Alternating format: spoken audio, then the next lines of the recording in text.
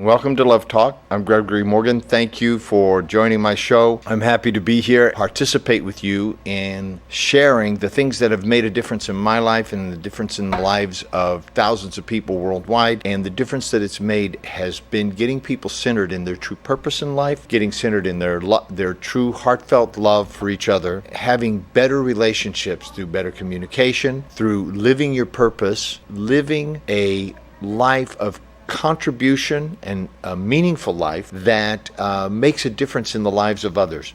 If your life is all about you, if everything in your life is pointing to you and what's important to you and what you think, what you feel, what you want, what you intend, what you planned, then it's really not a life worth living. Because at the end of your life, you will look back and you will see that you have left a path of disappointed people, heartbroken people, people who are maybe angry, hurt, or turned against you. In other words, life is not about you. Life is maybe about you during the very first part of your life, when you're an infant, when everybody's concerned with making sure that you have enough food and clothing and shelter and that you're adorable and you're not discomforted. But after a certain age, you're supposed to grow out of that. There's an age at which you're supposed to begin to be concerned with other people and actually feel feelings for other people and have a sense of what they're feeling and what they're thinking and going through, an anticipation of belonging into normally a family, and then a more extended family, which may be a tribe or a community, then a city, country, and then the world. So our concerns as we mature and as we grow expand outside of our own little space, our own little, like, what's going to affect my body, my mind, my mood. And as we mature, we grow into a more expanded awareness of being related ultimately to not just to your country, your tribe, your family, and all of humanity, but the world itself, and then the universe or God. The truth is that you are already related. You're already related to God. And listen, if God bothers you, if that's a word that bothers you, then map on your own interpretation of something that is greater than yourself, greater than your own life, something that is running through every plant, rock, tree, all of humanity, the stars. In other words, what is it, that alive intelligence, that creative force, that joyous and perfect space? For convenience sake, I call it God because I grew up, that's what everybody called it where I was. So, but you could call it the field of relativity if you're more scientifically minded or more engineer minded. The American Indians called it Great Spirit. Call it what you like. So, but don't get hooked or disconnected. If I use the word God in this show, it is not a religious show by any means. However, I would be amiss if I did not mention that which animates all things. It would be kind of like, okay, what's the point? You're already related to that. Whatever it is, you're already related to humanity. You are already related to all of the people in your country, your city, your town, your family. There is a sense of disconnection for most people. I see people disassociated, what we call disassociated or disconnected. We use language to disassociate ourselves. So if I ask you a question, you may answer in general terms like, well, you do this and then you do that and then they do this and they do that. In other words, you speak in disassociated as if it was outside of yourself, instead of saying, I do this, I do that, and when I did that, so-and-so, by saying their name, said this or that. So you're associated with the event. And in the hypnotherapy that I do, in the neuro-linguistic programming work that I do, it is vitally important that a person be associated, in other words, one-on-one connected with the words that they are saying, so that they can actually have an impact on their life and make a difference. Once I began to get connected with just one other human being, and to tell you the truth, who I needed to get connected with was myself. I had to get honest with myself first. All transformational journeys begin here, right here inside your own heart, inside your own mind, inside your own well-being. And it usually has, well, I'm going to say it always has something to do with coming face to face with some part of yourself that you don't want to see. I call it the big ugly, right? There's some big ugly thing that we usually don't want to see about ourselves. And later, once we've faced it, once we've come to terms with it, once we've dealt with whatever that is, the big ugly, we look back on it and it's almost humorous. It's almost funny. Now, it's not always funny, and sometimes it haunts you. Sometimes you live with regret of terrible, bad, ugly, horrible things that you may have said or done that have hurt other people. Part of dealing with what I call the big ugly has to do with making amends wherever possible with the people you've hurt in your life, cleaning up the messes, so to speak, but also coming to terms with that you are like that. Dealing with the fact that there is a part of you that has a big ugly part. There's a part of you that has violence. There's a part of you that has hatred, that is so fearful, doesn't care about other people, that only cares for yourself. I'm not putting that on you like trying to hypnotize you into believing that about yourself. I'm saying that if it's true for me, I have seen that it is also true for thousands of people that I've worked with, that when you start peeling away the social mask, the facade, the the presentation of the clever, beautiful, funny, or whatever social mask that you've created for yourself, the generous or gentle, or people have all different ones that they do. So whatever that mask is that people put on and present to the world, like, this is me, this is who I am, right? I'm this kind of person, and you'll find yourself saying, like, I'm that kind of person, or I'm the kind of person that X, whatever that is, whatever you say after the word I am.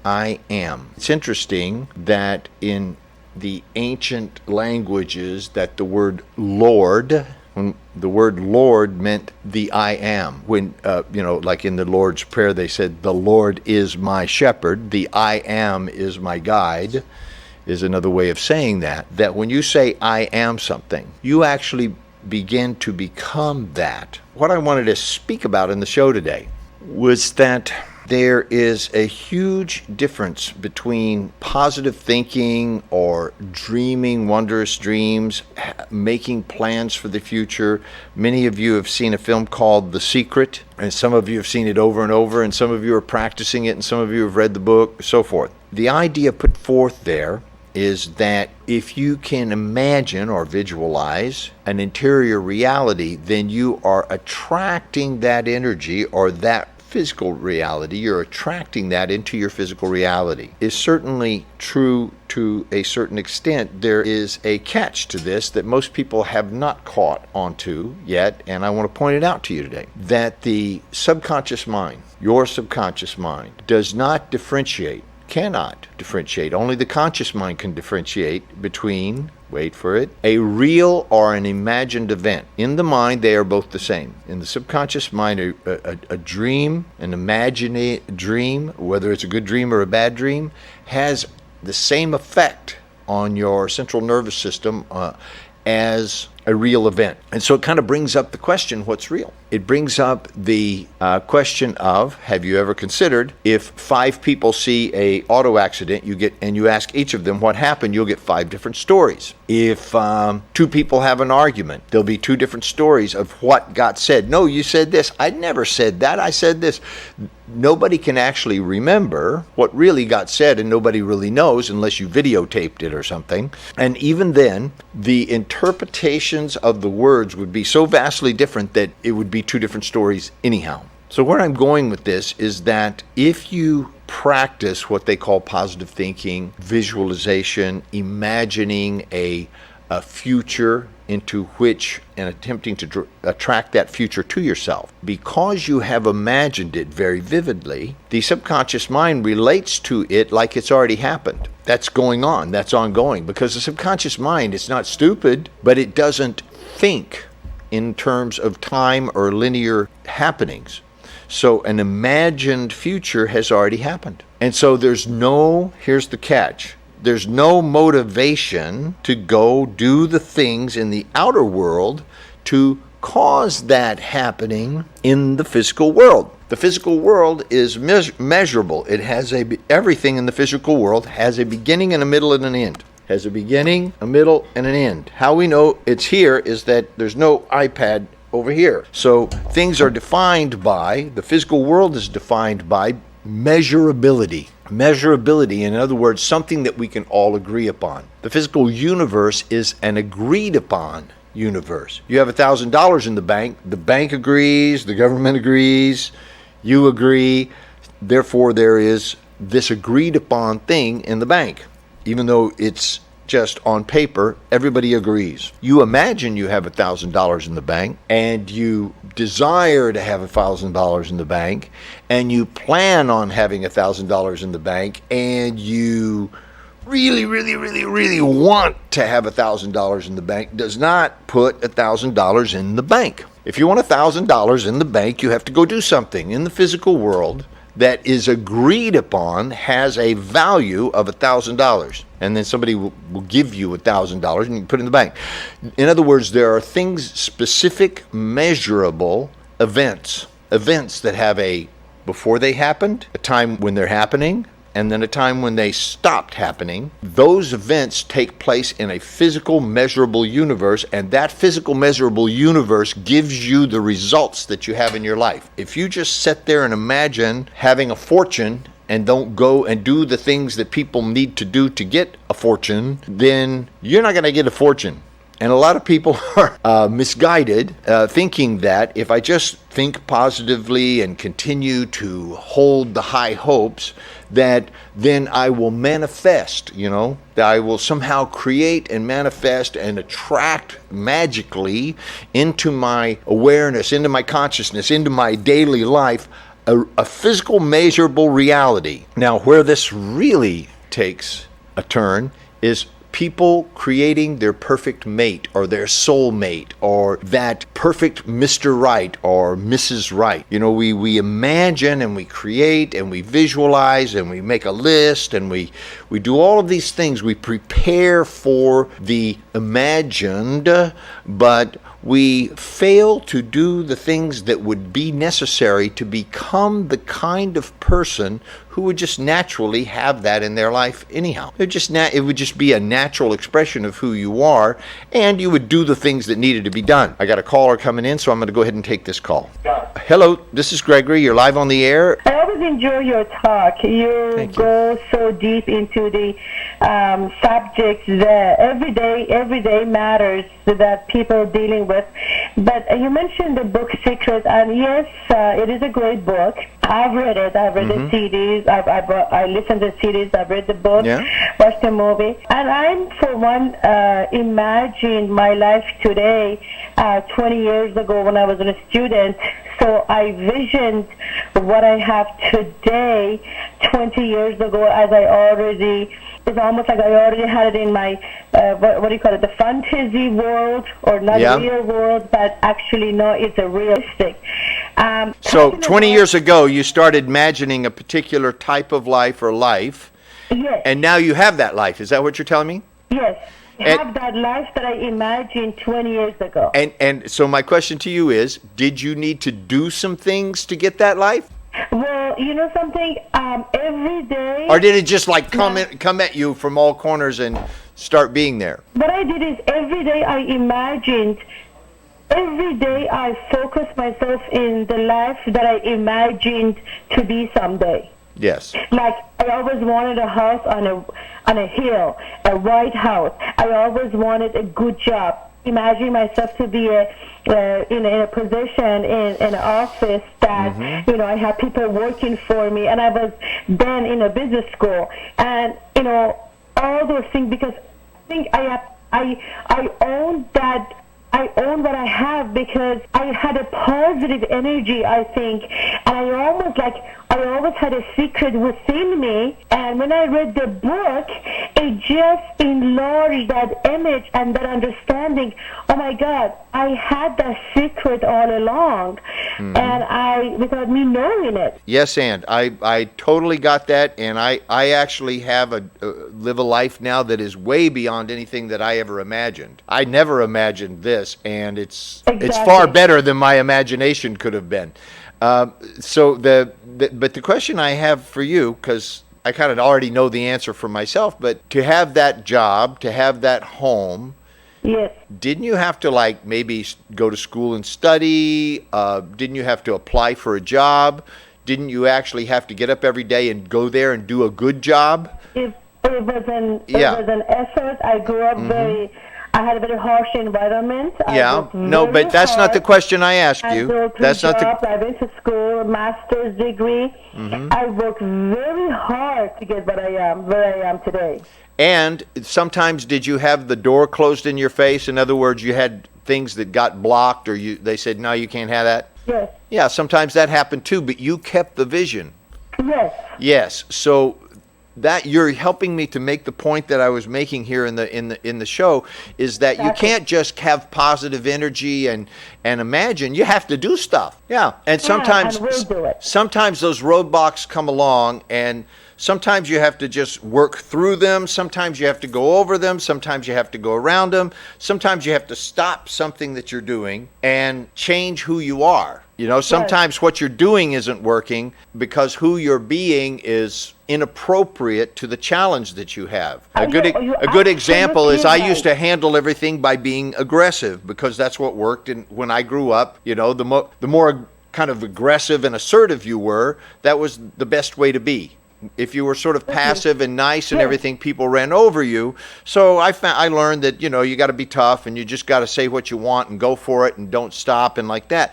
But I've run up against obstacles in my life where no amount of toughness was going to get me through it. Yes. And what I needed to learn at those times in my life was humility, patience, understanding, and I had to expand my consciousness or my awareness enough to include that the answer I was looking for was not where I was looking. Sometimes the answer you're looking for is out there somewhere that you haven't thought about yet. And so I learned to look other than just straight ahead, like I was always trained to do, like it's going to be this way and that's the only way, right? So I would just run up against a rock and then start banging my head into it. And sometimes the obstacles are so big that you have to like stop and like change everything about yourself and like Bruce Lee said, become like water and flow around the obstacles. Right, but I think, Mr. Morgan, attitude and gratitude works in parallel with each other. You know, you got to have a positive attitude, and you have to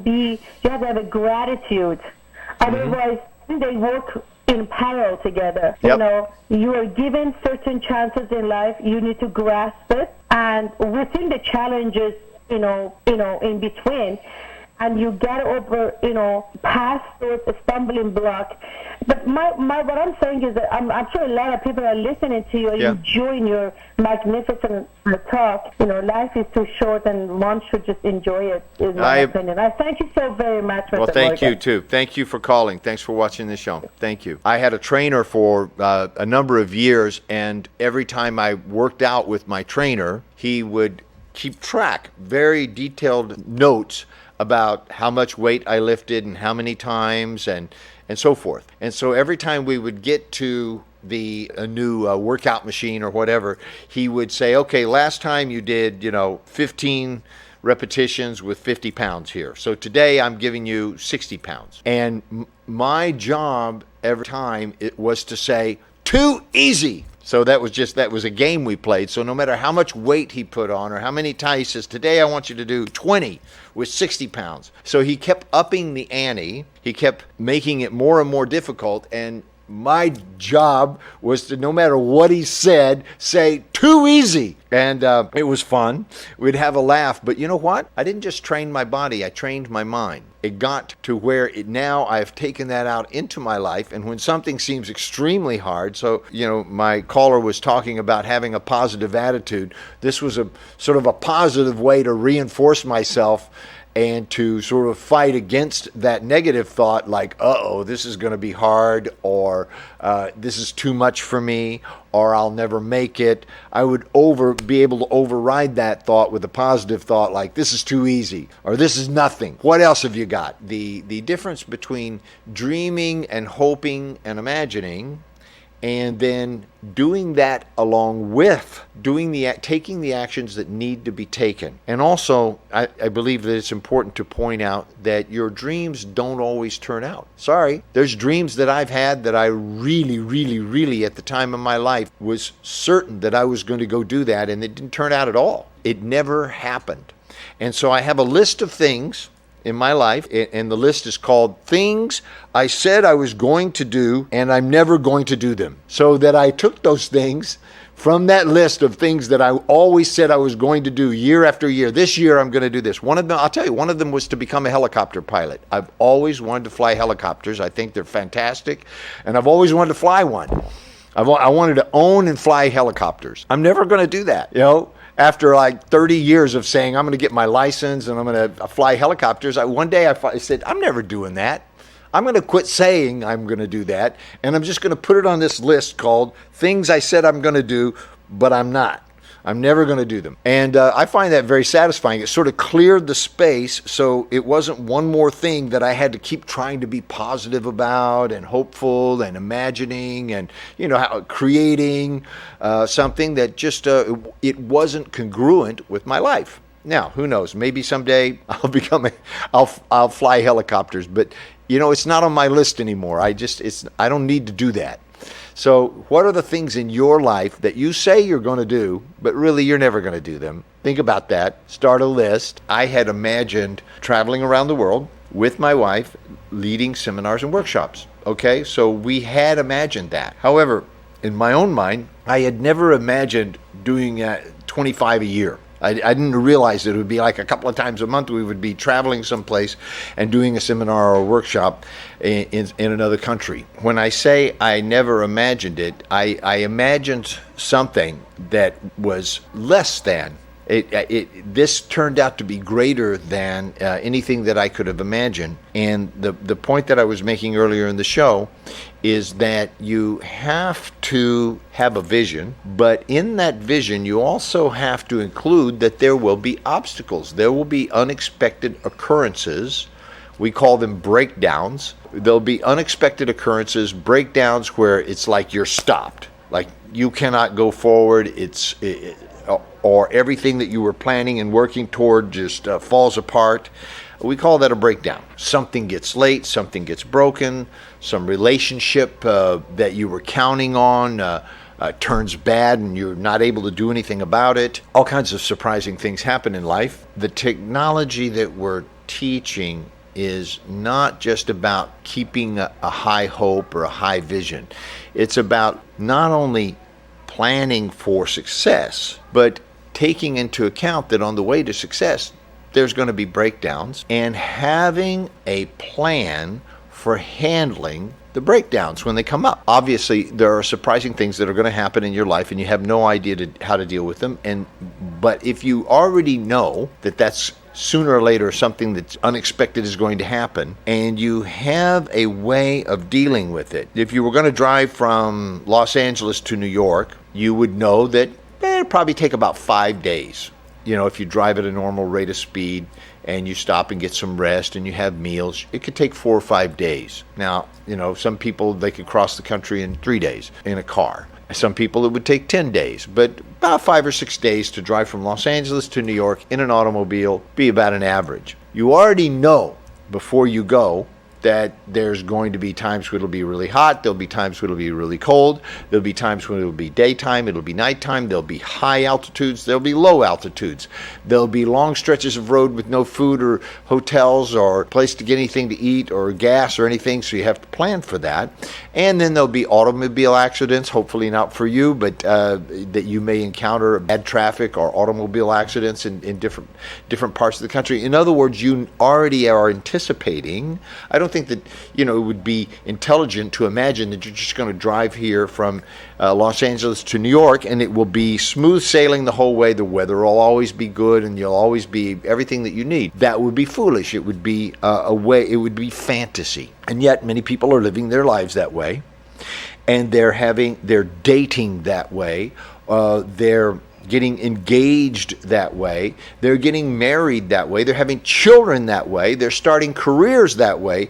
In other words, in a fantasy type way, imagining that everything's going to go along smoothly, totally unprepared for any breakdowns. And then when those breakdowns happen, everything falls apart and they get stopped sometimes for their whole life. How many people do you know, and you may be one of those people, who have been stopped for decades in your relationships with the opposite sex, or with your parents, or with your children, or with your profession? People get stopped in their relationships and they don't have the tools to deal with it because they have, well, not because, one of the reasons, I will say, not the only reason, but one of the reasons is that they began relationships as if everything was going to work out just fine. And then, surprise, human beings are fallible, human beings are uncountable, human beings do not have integrity, human beings do not have discipline, human beings do not have loyalty as their primary characteristics. You know, some people may have one or two of the others, but none of the others. To have a relationship that works, you have to have mastered some things in yourself. You have to have a certain amount of discipline. You have to be count-onable. In other words, you have to be able to count on yourself. You have to be able to count on yourself to not overeat, overdrink, overindulge in sexual fantasy, cheat on the person that you said that you would be loyal to, be where you said you would when you said you'd be there, produce the results that you said you would produce. You know, relationships are a gift, and they are a bond of trust. You know, when you tell somebody, I'm going to be there for you, you better be there.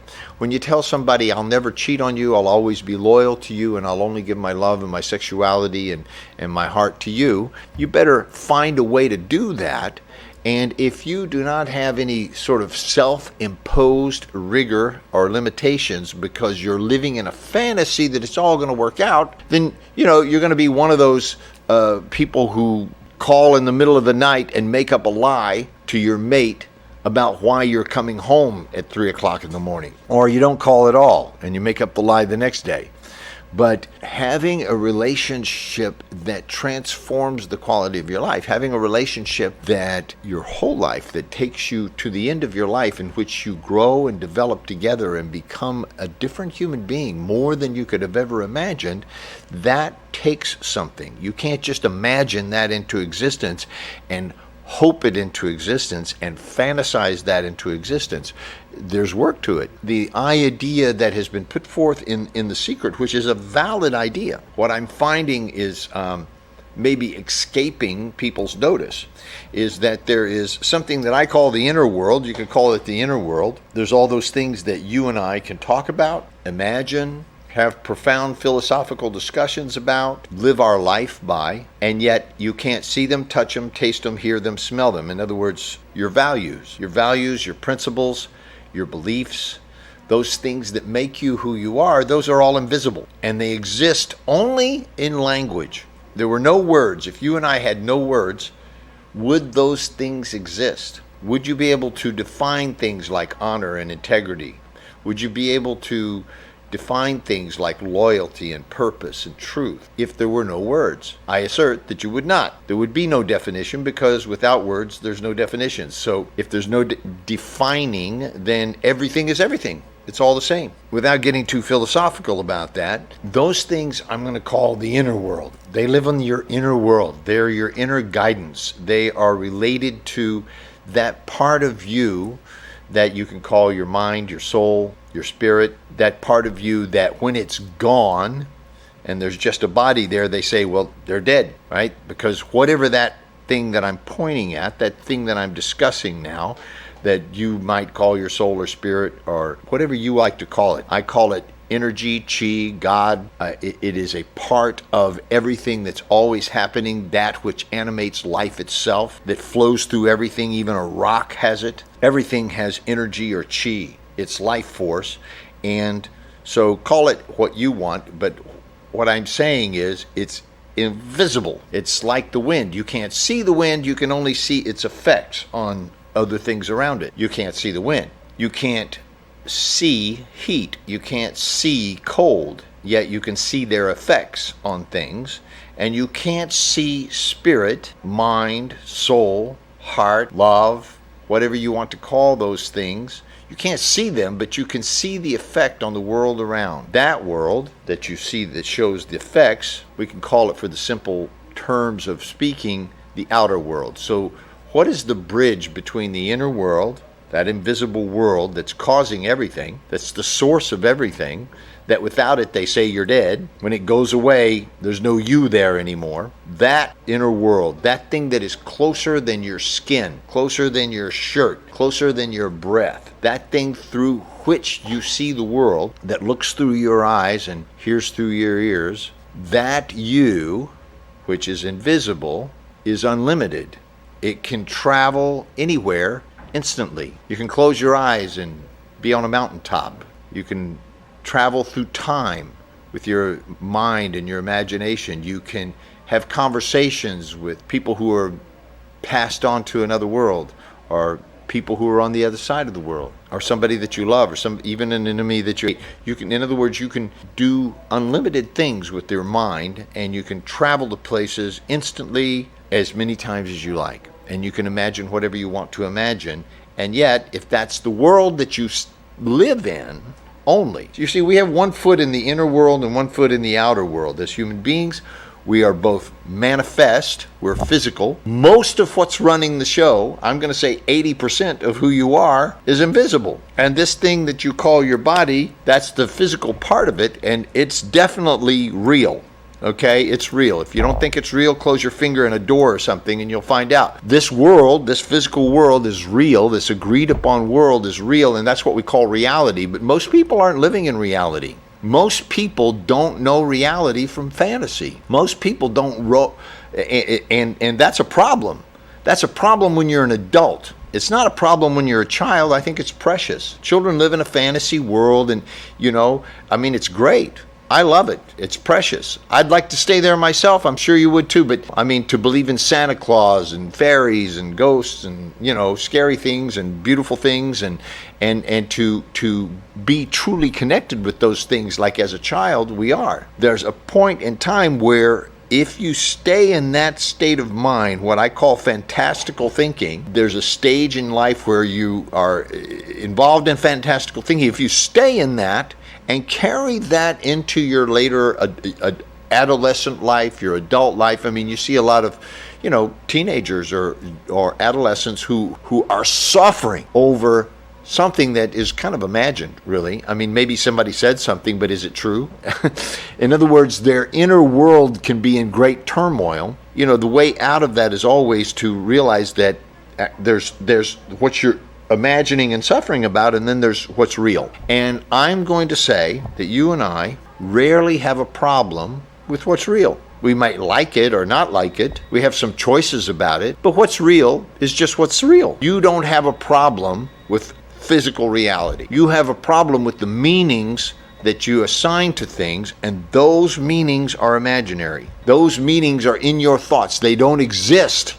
You're generating them. You're making them up. Maybe somebody else has made them up and you agreed with them without questioning. Maybe somebody said, this is so ugly, and you never looked at it for yourself and said, well, I don't know, maybe I like it. You just said, yeah, that's ugly, because we all want to, be liked by others, so we agree with things that we don't even think about. My point in this show is that I want you to begin to distinguish the fantasy world, whether you're imagining the beautiful, perfect relationship, the successful career, the perfect home, the perfect children, getting a certain education, or having a certain amount of money, having your body be however it is that you imagine your body might be, bigger, stronger, sexier, thinner, whatever it is, right? That's all well and good, and you should go ahead and have those imaginings all you want. If you are committed to those things, if you actually want to have those things in your life, there has to be a bridge between the inner world and the outer world.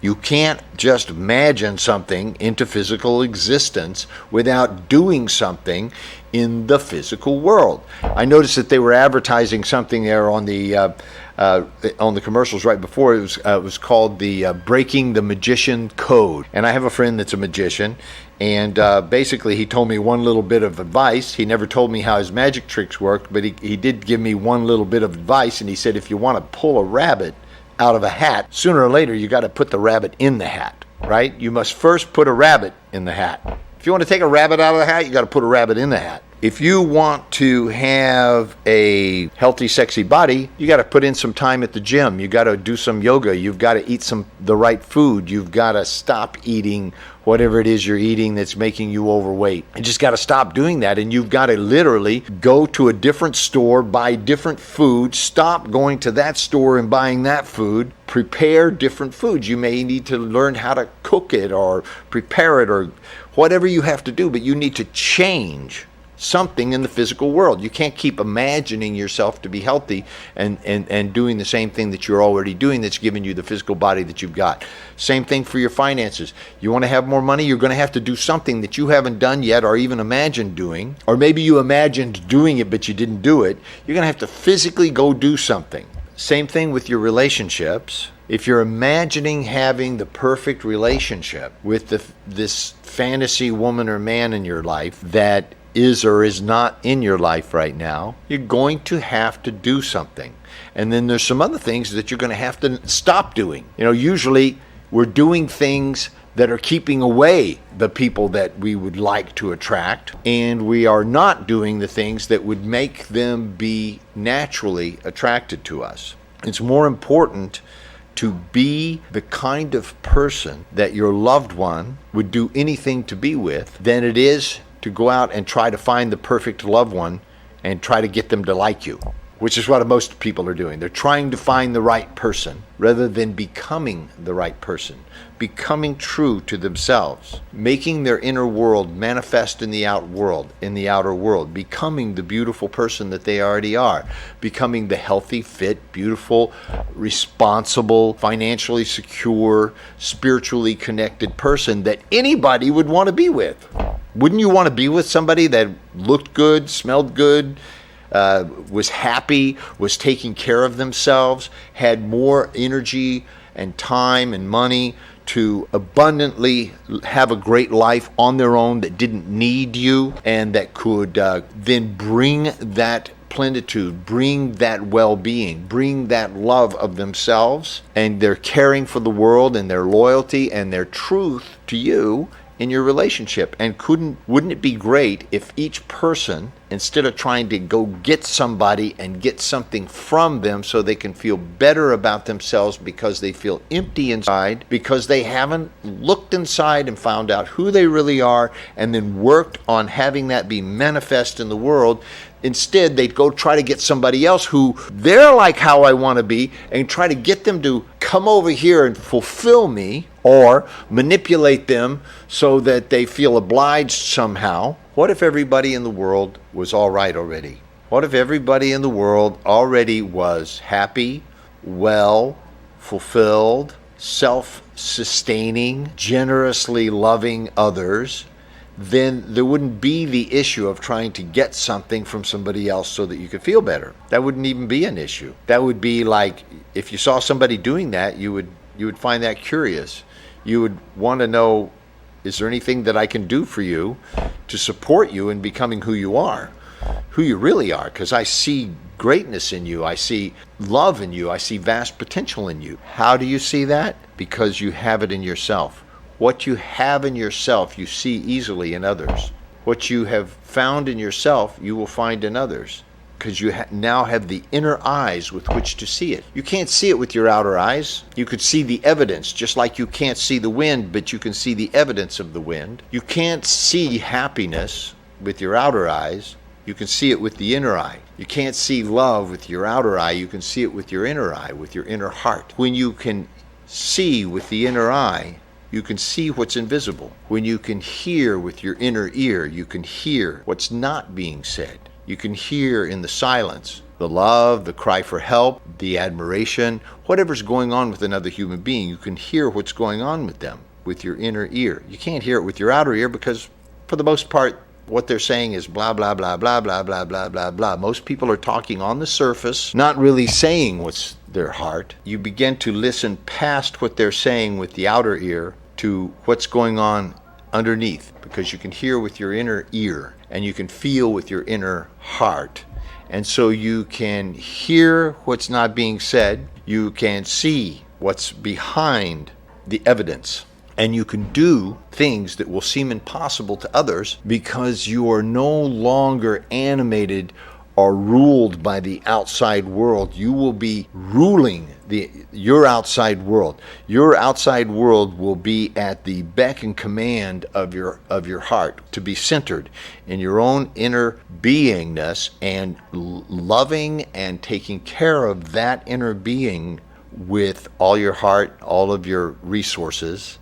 Then you're no longer needing. It's not like you need somebody to love you so that you can feel valid or you feel important or you feel not lonely. You're never alone. You're always fulfilled. Your greatest desire is to bring that fulfillment into the world and share it with others so that they can be fulfilled too. That's the greatest satisfaction. That's the greatest satisfaction that anyone could know, is to know that just from who they're being, their heart and soul, has made a difference in the heart and soul of another human being. Because just like if you take a candle into a dark room that's been dark for 1,000 years, a single candle, there is now light in that room. And if you light another candle with it and another, you never lose your flame. You only bring more light into the world. So when you find your own inner light, not only will you be able to share it with others and light them up, which will be your greatest joy and your greatest fulfillment, but you will become somebody who brings light where there's darkness. It'll be your own unique personality. Some people are extremely funny. They're just naturally funny. They got a sense of humor that's incredible. Some people are extremely intelligent, so their brilliance will just light up the world. They'll teach things that are so incredible that everybody will be fascinated by that. There are others who are so beautiful that just by being there, the room lights up. There are others who have a way with words and poetry and song and music, and that's their gift to the world, and it lights the world up. That'll be their gift to the world. That's how they will light people's light in the world. Some people are actors, some people are engineers, and they build incredible things so that people can do stuff that they could never imagine having done. So whatever it is that's your particular gift in life, and maybe some people are just made to be like the parents, the life givers, the raisers of future generations, whatever it is, or teachers, whatever it is that's your gift in the world. Only when you begin to love yourself and do the things in the physical world that will bring that inner world into the outer world, then you will be giving your gift to the world, and you will stop expecting the world to attract. We mentioned The Secret earlier, and the Secret is based on a principle called the law of attraction. And the law of attraction is supposedly the secret that nobody's known for centuries and that was hidden and all that. The law of attraction, people have known this for centuries. It's not new. It's not hidden. It's out in the open. It's just that it's being revealed in such a way that it's very, very clever and very dramatic and well done. Great book, good film. Don't think that it just stops there and that you can just start attracting fantastical things to yourself without doing things in the world to make that inner vision manifest out in the world. That's the whole point I wanted to make with you today.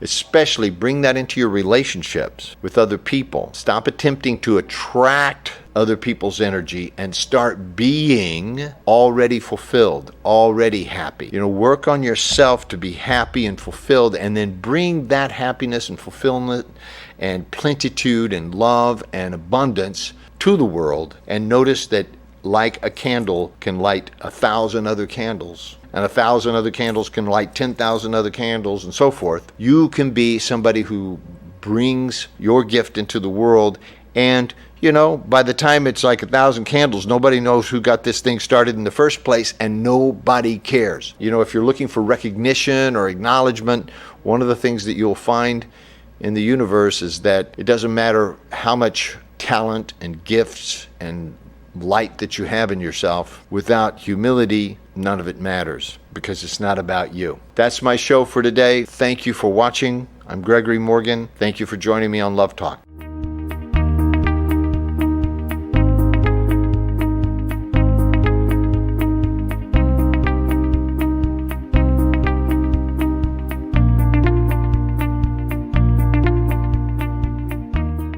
اپلیکیشن امبریس گروت همکنون در اپ استور. با ساختن اکانت شخصی شما می توانید پروفایل خود را مدیریت و زبان مورد نظر خود را بین فارسی و انگلیسی انتخاب کنید. وقت مشاوره خود را رزرو نمایید. محصولات از جمله CD، DVD و کتاب‌ها را خریداری و دانلود نمایید و یا برای کارگاه‌ها و سمینارها نام‌نویسی کنید. همچنین شما می توانید به برنامه‌های تلویزیونی و رادیویی دکتر سایان و یا آقای مورگن به صورت رایگان دسترسی داشته باشید. اپلیکیشن امبریس گروت را امروز از اپ استور دانلود کنید.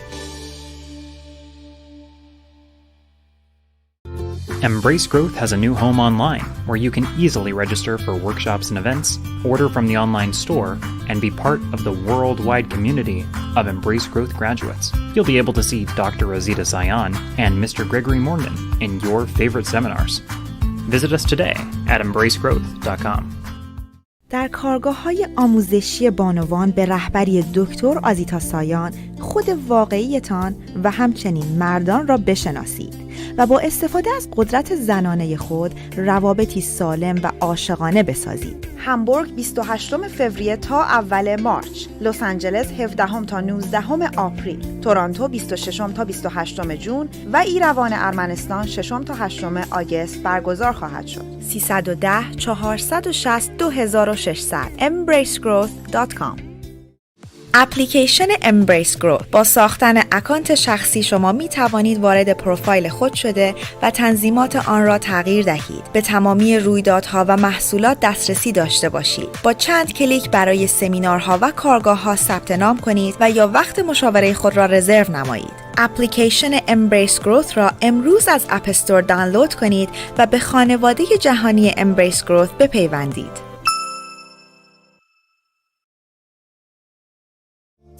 یک مرد منحصر به فرد، مسلط، متمرکز، قابل اعتماد و رضایتمند باشید. کارگاه شرافت، عزت کلام و مهارت به رهبری دکتر آزیتا سایان.